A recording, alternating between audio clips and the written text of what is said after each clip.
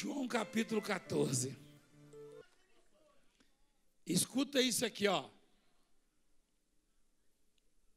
Jesus conforta. Pode ser consolar, né? Ou tirar deles aquele incômodo, aquela preocupação negativa. E os discípulos estavam muito preocupados. Na verdade, estavam desesperados. Isso é comum nos homens, né? Você sabe que não tem negócio de homem forte, super-homem, homem grande, não. Só tem um que é grande. Não é verdade, meu filho? Não se turbe o vosso coração. Credes em Deus, crede também em mim. Olha. Quem foi que falou isso? Crede em Deus e crede também? Está faltando uma pessoa ali, não está? Ali tem o pai e o filho. Está faltando quem ali? Hã? O Espírito Santo.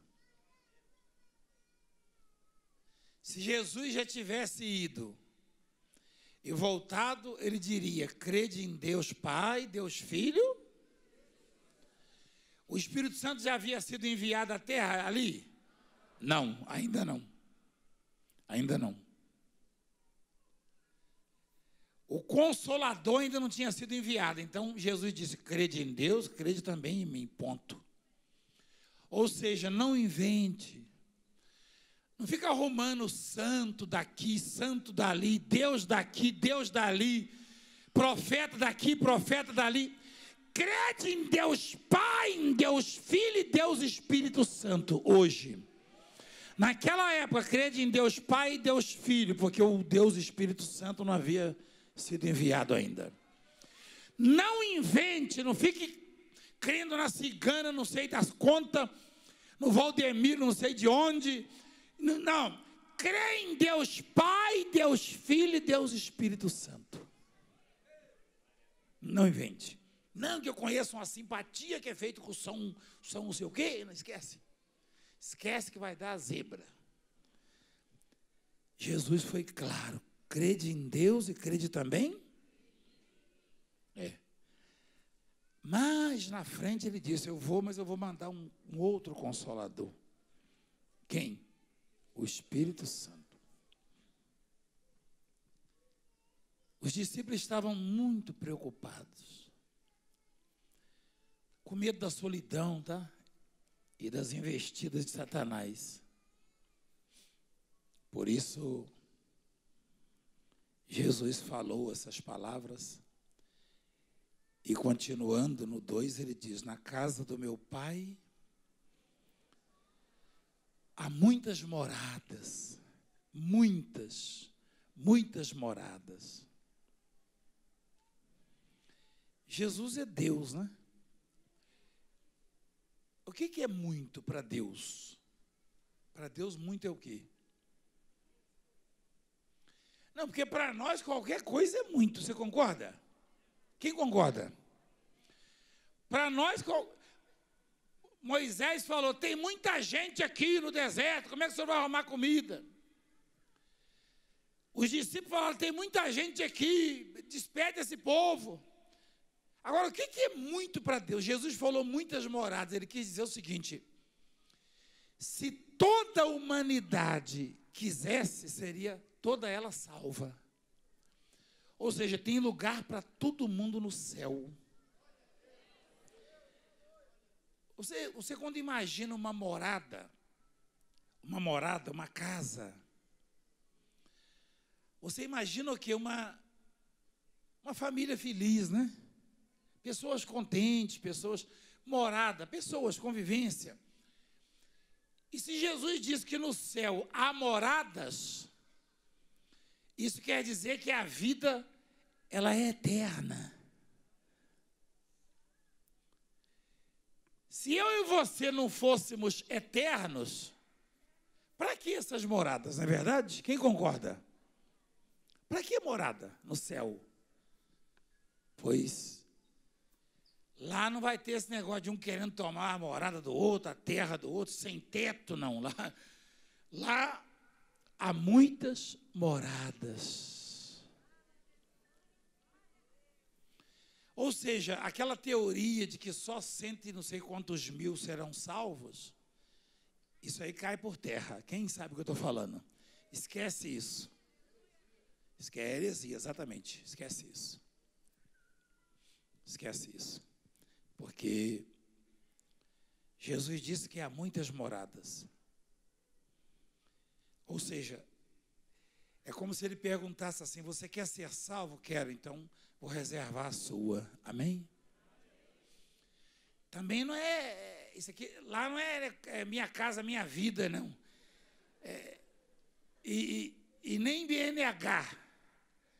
Não, porque minha casa, minha vida é louvável o projeto, é legal, é bacana, não estou criticando, mas não dá para atender a demanda, porque o déficit habitacional é grande demais. Minha casa, minha vida é legal, só que não dá para atender todo mundo. Meu Deus do céu, tem tanta gente que não tem casa própria, não é verdade? Lá no céu não, lá no céu ninguém vai ficar sem morada. Ninguém. Porque Jesus está afirmando, não sou eu. Isso aí não é promessa de campanha, não. Jesus está dizendo, na casa do meu Pai, puxa, tem uma coisa que eu percebi, não sei se você percebeu, que as moradas lá não são isoladas, não. É como uma grande, é uma mansão só com muitas suítes. Não é verdade? Quem percebe, porque ele falou, na casa de meu pai há muito. Como é que você vai entender isso? Que há moradas na casa do meu pai. Espera aí. Isso sugere que eu e você vamos morar numa mesma casa com Deus. Uma casa gigantesca, cada um na sua suíte.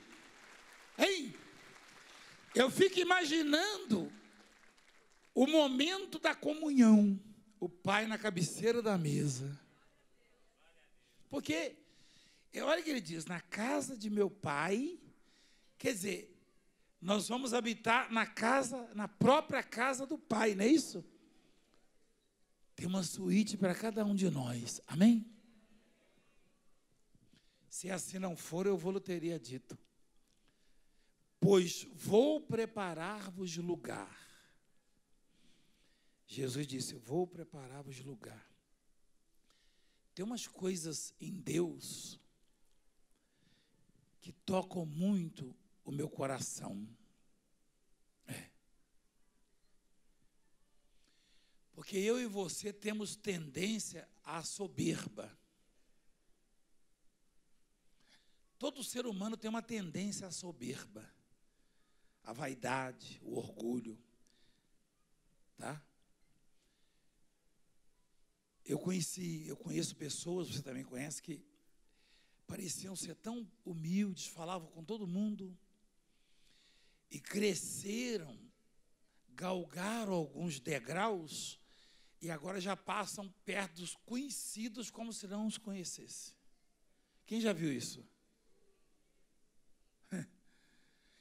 Gente, isso aí é terrível, terrível. É terrível. Eu não faço para aparecer, né? Pelo contrário, isso aí está na pessoa. Mas quando eu passo perto de alguém, sem cumprimentar, e eu percebo, eu volto, peço desculpa e cumprimento. Alguém já deve ter visto isso. Os seguranças veem isso direto. E eles ficam preocupados, que eu cumprimento gente que eu não conheço, e o sujeito olhando de rabo de oi para mim. É assim. Por quê? Porque eu não sou absolutamente nada. Então, Deus, com esse gesto, com essas atitudes, com essa prática.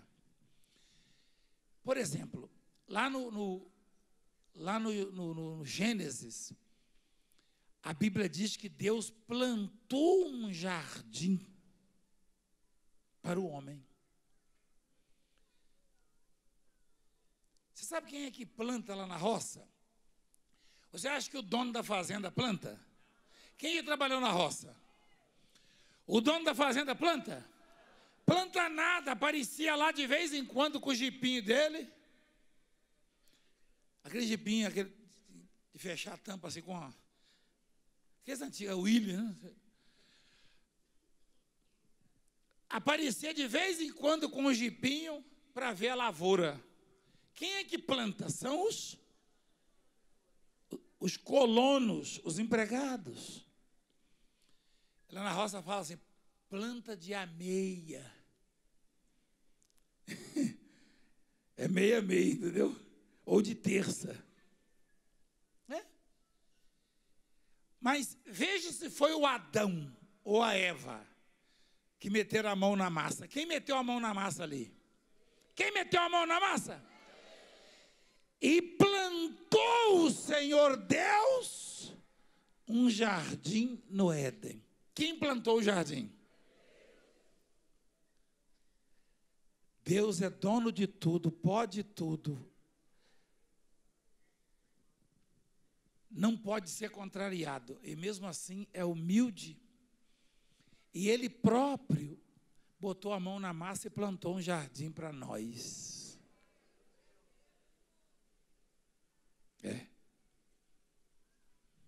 E aí, olha o que Jesus fala ali em João 14. E vou preparar-vos lugar.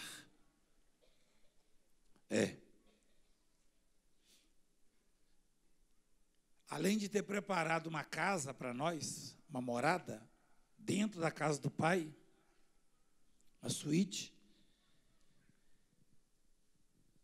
normalmente é uma camareira, alguém que arruma o quarto, forra as camas, troca as fronhas, enfim, vê se tem alguma coisa fora do lugar, né? Ele próprio disse, eu vou preparar o lugar para vocês. Escuta, veja isso aí. Como se não bastasse no passado o Senhor ter plantado um jardim para nós, Ele agora falou, vocês vão morar na mesma casa que eu moro com meu pai, e eu é que vou preparar a suíte de vocês. Isso aí é o seguinte, nós bispos, pastores, obreiros, enfim, povo de Deus, ao vermos essas coisas, essas atitudes de Deus, vocês parlamentares, nós devemos ver isso aí como exemplo. Aí Deus, o Todo-Poderoso, tem prazer em servir, e a gente tão insignificante às vezes quer ser servido. Tão insignificante que somos e queremos ser servidos, quando o próprio Deus se propôs a servir. Ao plantar um jardim, ao ir preparar lugar para nós. E Ele olha para você e para mim e fala, bom, deixa eu preparar esse aqui para o Valdemir, esse aqui para fulano, para esse cano. Isso não garante que eu e você vamos morar lá. Não. O fato dele ter ido preparar lugar não garante que eu e você estejamos lá, não. Porque até isso Ele deixou para nós escolhermos.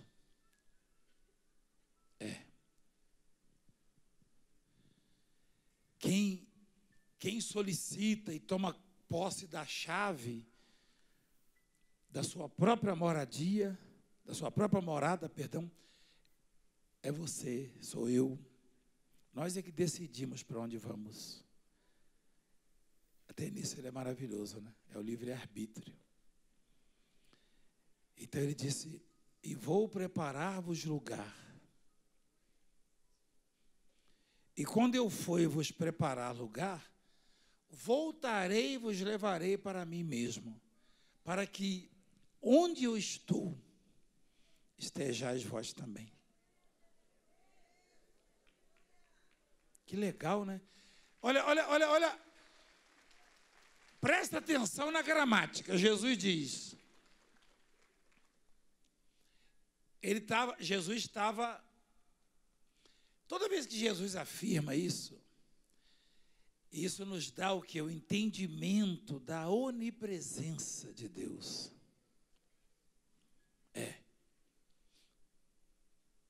Olha quando ele fala assim, ó.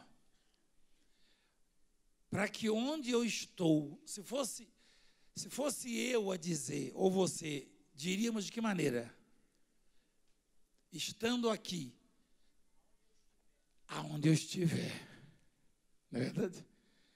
E ele diz, aonde eu estou. Só um ser onipresente pode contrariar a gramática desse jeito, entendeu como é que é? Aonde eu estou, teoricamente, ele estava ali diante deles na terra. Só que, sendo ele onipresente, ele estava lá já.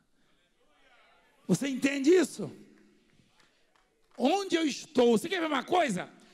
Tem uma outra passagem aí que ele afirma, acho que vem a seguir. Vamos lá. Acho que nós vamos chegar. Acho que é nesse texto mesmo. E vós sabeis o caminho para onde eu vou. Ele está afirmando, ó. Disse-lhe Tomé, Senhor, não sabemos o caminho, não sabemos para onde vais. Como saber o caminho? Aí Jesus diz, eu sou o caminho. E a verdade e a vida. Ah, está aí, ó. Se fôssemos nós, diríamos de que maneira? Ninguém.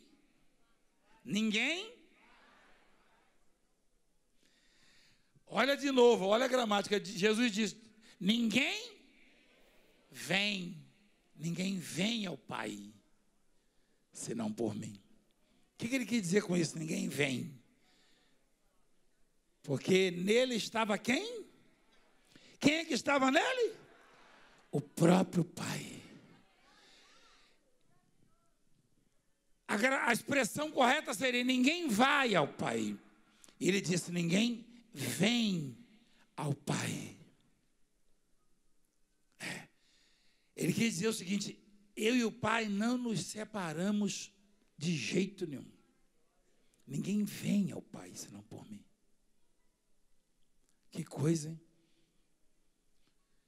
Se vós... Agora, qual é a chave, tá? Desta mensagem, desse texto? É exatamente isso aí, ó. Jesus, durante um período longo, tentou convencer os discípulos. Foi falado isso um dia desse. Acho que foi domingo passado um pouco. Não nesse texto, mas sobre o caminho de Emaús, né? Jesus tentou convencê-los de que ele, Jesus, teria que passar pelo vale da sombra da morte mesmo. Pela morte. Mas que ressuscitaria. Então, Jesus demonstra uma certa decepção, uma frustração, uma coisa, um sentimento ruim, sabe? Porque Jesus tinha as duas naturezas, tá? A espiritual e a carnal. Jesus era homem, de carne e osso. Quem sabia disso? Só que ao mesmo tempo era divino, porque ele veio do céu. Mas ele tinha as mesmas necessidades que nós, estava sujeito às mesmas paixões. E aí ele diz assim, se vós me tivesseis conhecido, conhecerias também a meu Pai. A grande preocupação dele era que as pessoas viessem conhecê-lo. E ainda é. O que que vai fazer você vencer as tribulações, as dificuldades, as adversidades? O que que vai fazer você superar as dificuldades? Não é o fato de você conhecer o Valdemiro, a Francileia, não. Eu e Francileia também passamos por tribulações, dificuldades e lutas. Porque no momento em que você estiver no estreito e não vê mais os amigos ao seu lado, seu telefone não tocar mais. Quer dizer, tocar, mas não pelos amigos, né? Porque se você está em alta, seu telefone toca toda hora, são os amigos ligando. Mas se você está em baixa, só liga gente para te ofender, para te criticar, para te humilhar. Em algum momento, em algum deserto, em algum trecho do deserto, você não vai ver amigos. Então, o que vai prevalecer é exatamente isso. O conhecimento de Deus que você tiver de Deus. Porque a fé salvadora, nada mais é do que conhecer a Deus. É? Eu me lembro do Eliseu e do servo, quando estavam em apuros. O servo do Eliseu, o que nós vamos fazer? Nós estamos cercados. E o Eliseu tranquilo, porque Eliseu conhecia Deus. O poder, a capacidade, sabe? Então ele sabia do livramento. Tem coisas que a gente passa, que você olha de lá e fala, meu Deus, como é que eles aguentam? Só o conhecimento de Deus é que pode fazer uma pessoa suportar determinadas coisas e vencer. É?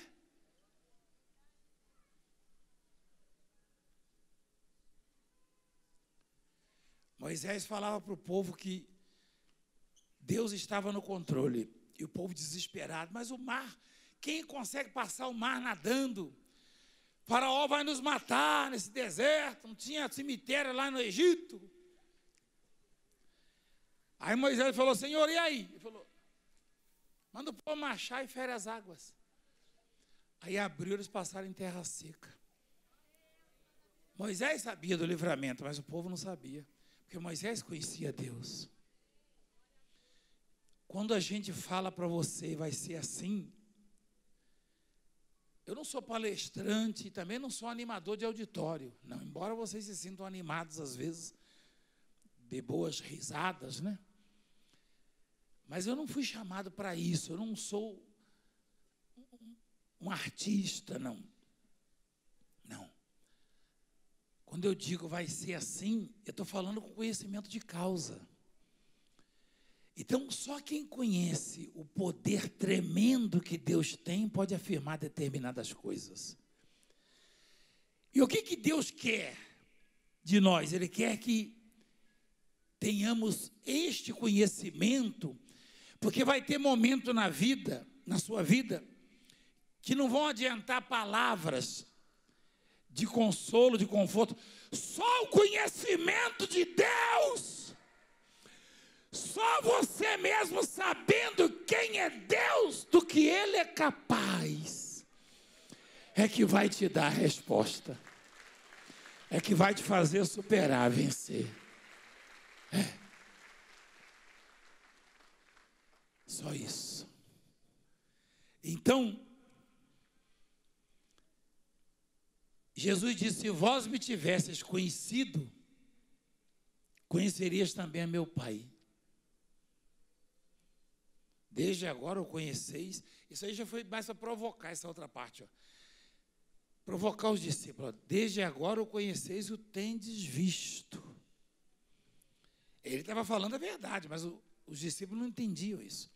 Replicou-lhe Filipe, Senhor, mostra-nos o Pai e isso nos basta. Disse-lhe Jesus, Filipe, há tanto tempo estou convosco e não me tendes conhecido? Quem me vê a mim, vê o Pai. E como diz tu, mostra-nos o Pai? Quer dizer, eu já tenho mostrado coisas para vocês que só é possível ao Pai ou só são possíveis as realizações dessas coisas através do poder do Pai. Foi isso que Jesus quis dizer. É mais ou menos você querer atribuir esses feitos, essas coisas que nós mostramos aqui, aquela mulher, aquele jovem apodrecendo a boca, definhando, né? Ele deve ter o quê? 1,65 m por aí, não é isso? E perdeu 25 quilos. Então, não é preciso ser muito inteligente, ser acima da média, para entender que Valdemiro, ainda mais Valdemiro que não esconde as suas fraquezas, não é preciso ser acima da média para entender que Valdemiro não é capaz de fazer isso. E a quem você vai atribuir isso aí?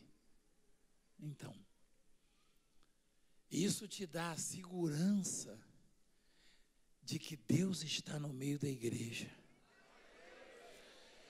Jesus disse: se não virdes sinais e milagres, não crereis.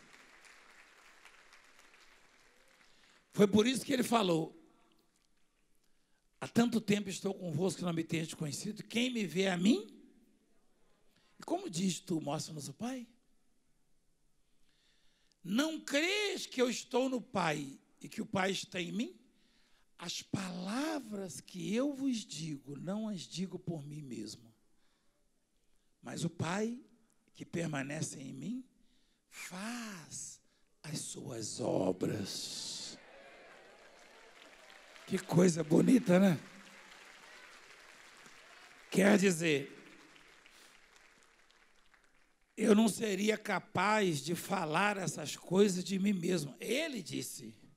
E se ele, sendo filho de Deus, atribuiu ao Pai as virtudes e as obras maravilhosas da vida dele, imagina um pecador como eu. Vou atribuir a quem? Se o Filho de Deus, o Santo, o nosso mestre, atribuiu ao Pai, ele falou: ó, quem faz essas obras aí é o Pai, ó. Quem fala essas coisas por meu intermédio é o Pai. Eu vou atribuir a quem? Se ele, Santo, atribuiu ao Pai, e o pecador aqui vai atribuir a quem? E você que está do outro lado para fazer o juízo, hein? Para discernir entre o que é certo e o que é errado, você tem essa capacidade. Você tem juízo. Lá na roça usa muito essa expressão: fulano não tem juízo. Mas não está certo isso não, porque não ter juízo é ser louco. Porque você sabe muito bem o que é certo, o que é errado, o que é o bem e o que é o mal. Isso é ter juízo. Então você tem que fazer um juízo. Qual o juízo que você faz de uma obra que purifica leprosos, que ressuscita mortos, que liberta drogado, que transforma bandidos em homens de bem, que tira da miséria e prospera? Qual o juízo que você faz de uma obra onde o povo se reúne e adora a Deus e a presença de Deus invade o templo? Qual é o juízo?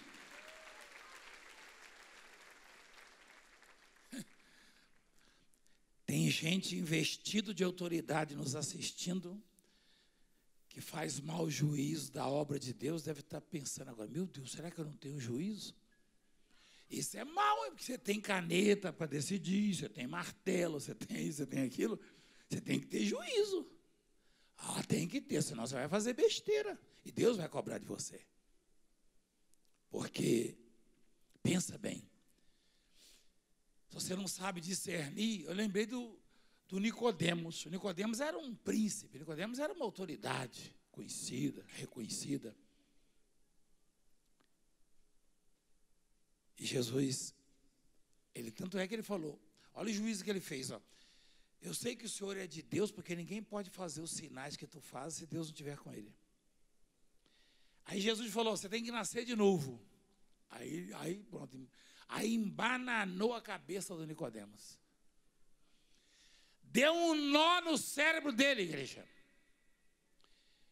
Ele falou: peraí, Como pode um homem nascer sendo velho? Pode, porventura, voltar ao ventre materno e nascer uma segunda vez? Jesus falou, não, você tem que nascer da água e do Espírito. E ele continuou sem entender.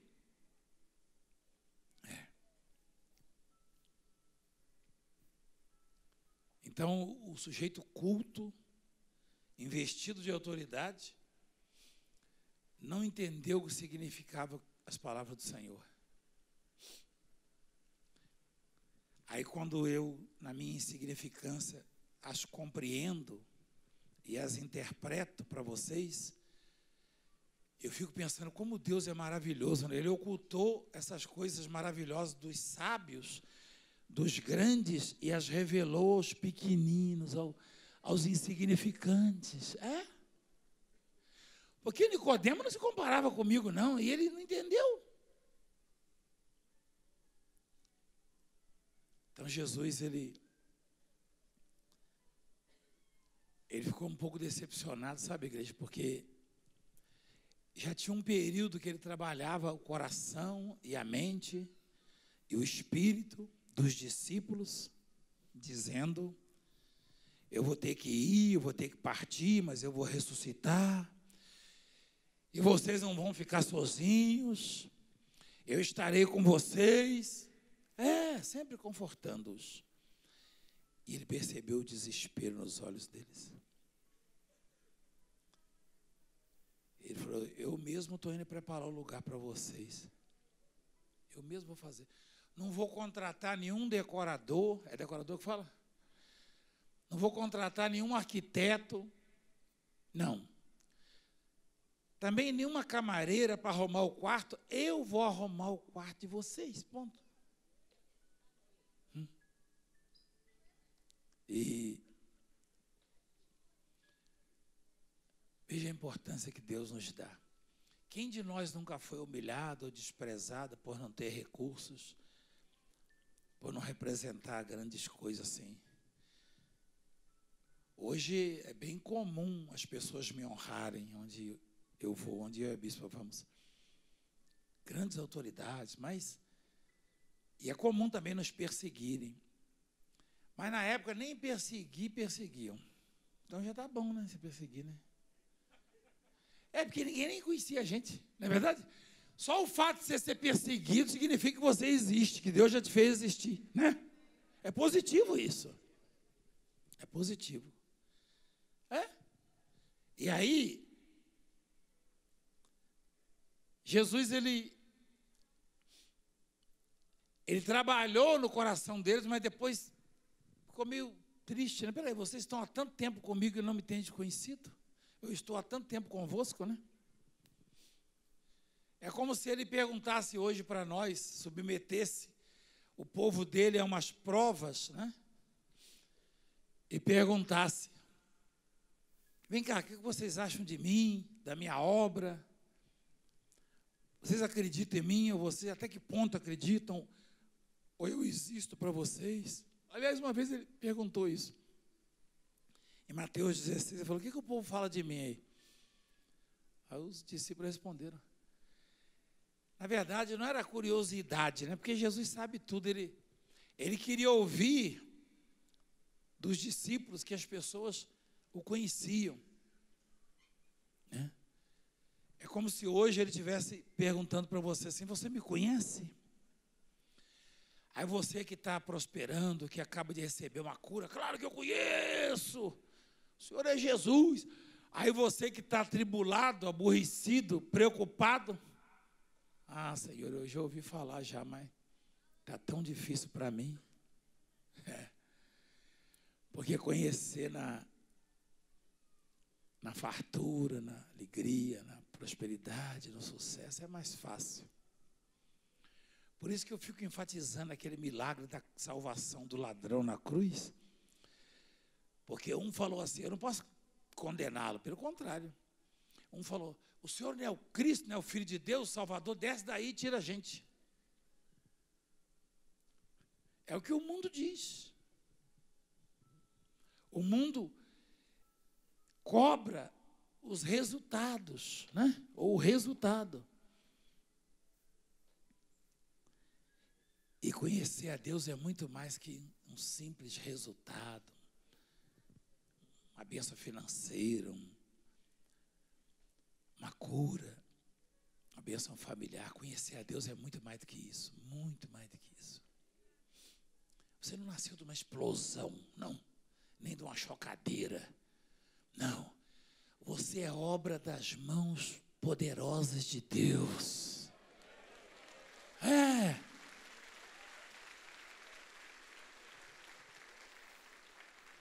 Então,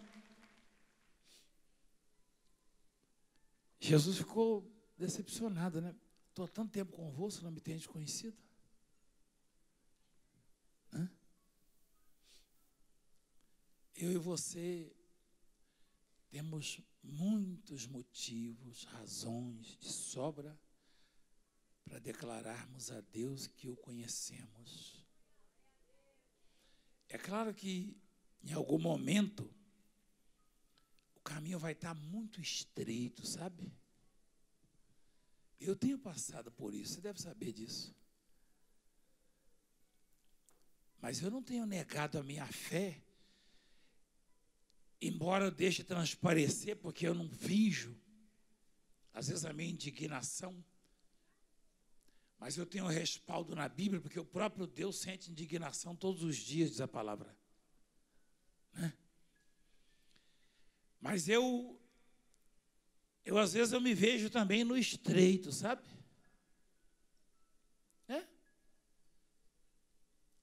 Às vezes o caminho está estreito e as paredes são chapiscadas. Já passou, não? Hein? Você entorta assim e tal e não consegue passar, não.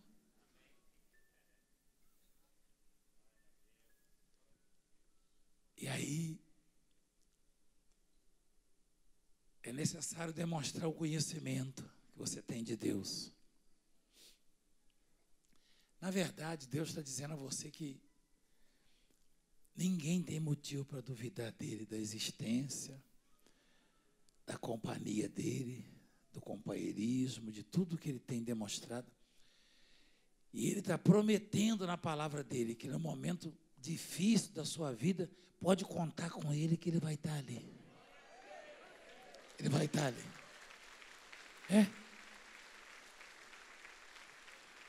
Você que está vivendo esse momento, ele está aí com você.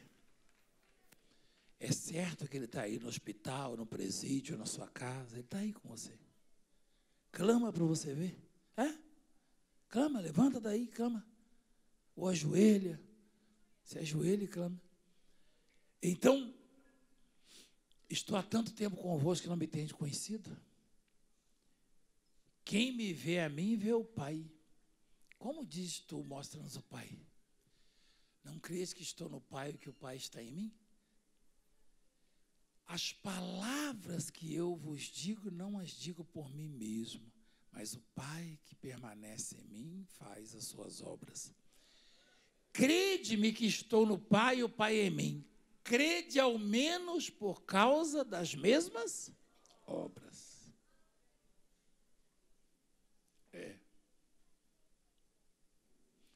Eu já fui perguntado tantas vezes por autoridades, delegados e repórteres. Quer dizer que o senhor é o homem que faz milagre. Perdem o tempo deles. Se eu fizesse milagre, eu me lembrei de quando o Senhor, por isso que Deus abençoou Salomão, ele falou: Salomão, pede o que você quiser. É claro que Salomão, como homem, deve ter passado assim pela cabeça, aquele sujeito lá está me perturbando, está me ameaçando de morte, entendeu? Vou pedir para ele virar um gafanhoto, uma pulga, que aí você amassa com a unha. Ana Rosa, Não, carrapato não, bispo. É porque eu peguei tanto carrapato um dia desse, e ela catou os carrapatos, ela falou carrapato tinha que até arrepiar a gente, igreja. Quem já pegou carrapato? Arrepia até o couro, Deus me livre aí, ó. Então, fala a verdade, Deus chega para você assim, aparece de noite e fala assim, ó, pede o que você quiser. Você tem tanta coisa para pedir, né? Dá uma olhada para mim, veja o que eu passo nesse mundo, nesse país. Deus chega e fala, Emílio, pede o que você quiser. Eu falo assim,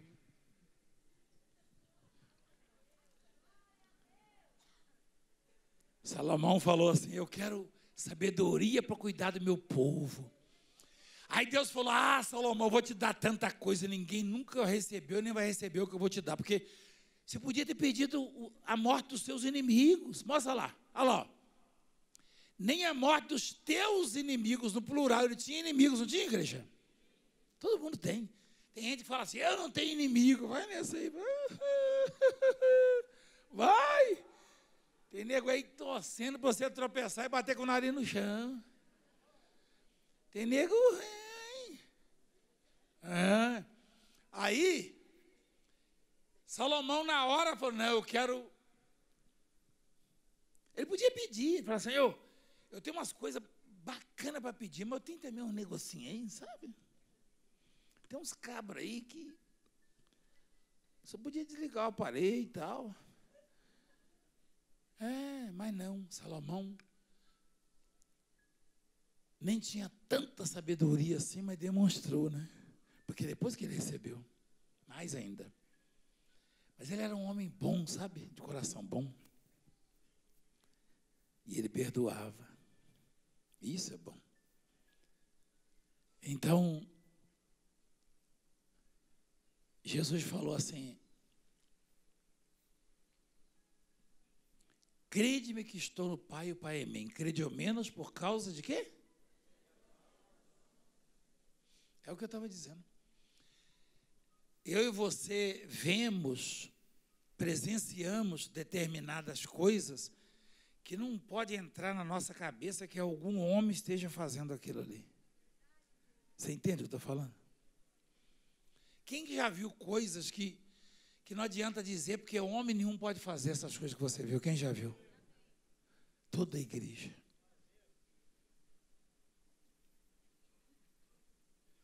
Eu me emocionei agora. Eu e a bispa um dia recebemos um corpo de uma mulher assim. Estava morta a mulher. Eu e ela debruçamos sobre essa mulher. E eu senti uma dor tremenda no coração. Eu falei, Senhor, eu em particular, quando eu falei, Senhor, pelo amor do seu filho Jesus, devolve o espírito dessa mulher. E dá para ver quando o espírito entra nela, que ela faz assim, e tinha umas 500 mil pessoas vendo isso. Eu olhei para a bispa assim, eu falei, meu Deus do céu, se Deus não resolver mandar de volta o espírito dessa mulher, na frente dessa multidão, eu lembrei de uma senhorinha que deu testemunho e falou, fico orando para você não passar vergonha, meu filho. Quem viu isso? Foi, onde foi isso aí? Foi aqui? Uma senhorinha de uns 80 anos.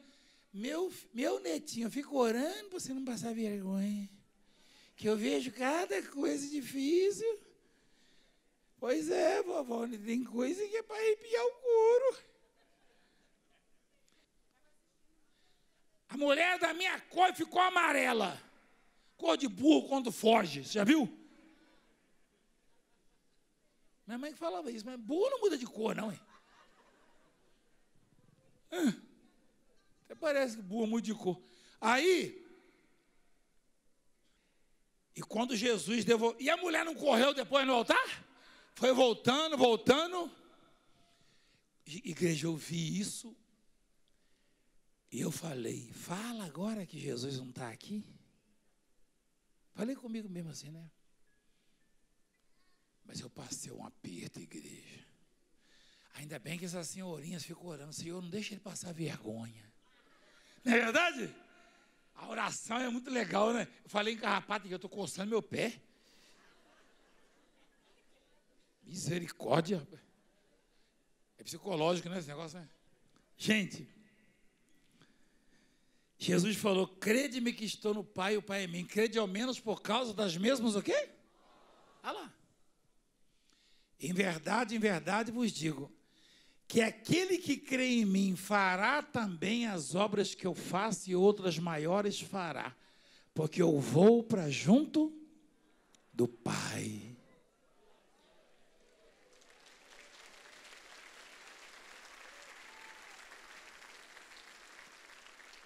O mundo não aceita isso. Eles olham para a gente mal acabado assim e falam, não é possível, né? Esse sujeito abraçou o leproso está purificado. Isso é mentira, eles falam, isso é montagem. Como é inteligente esse pessoal lá. O meu pai falava na roça, é inteligente para burro. Isso é montagem. Que montagem? Então vem ver, ué.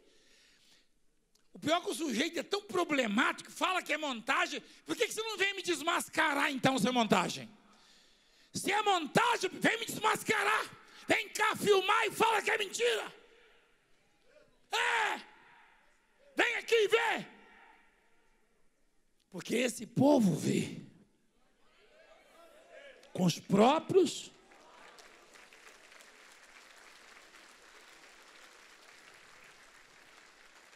Quase que eu falei que é a terra de comer, mas não gosto de falar isso não. Eu vejo facão para todo lado. Igreja, minha sogra falou, acho que foi minha sogra falou ontem, fala em facão, não, que eu até arrepio. Não, foi meu sogro, né? Foi o seu Francisco falou, fala em facão, não, que eu até arrepio, falou ontem. Falei, pois é, mas facão é normal, né? Não pode bater no pescoço dos outros, né? Mas é o seguinte, quando eu for fazer meu DVD lá, o DVD completo da minha história, eu vou ter que levar facão, porque tem que fazer picada para ir na mina onde eu pegava água. Deve estar cheio de mato, marimbondo. Eu vou levar alguém comigo, que tiver marimbondo, eu já boto logo no cipó assim e sai correndo. Você já fez isso, né? Bate no cipó, tem a casa de marimbondo e corre. Meu Deus, aí eu quero ver se o sujeito não corre. Aquilo ali cura até paralítico. Cheio de corre mesmo, maribondo? Tá doido. Ó, Jesus disse, aquele que crê em mim fará também o quê? E outras? Porque eu vou.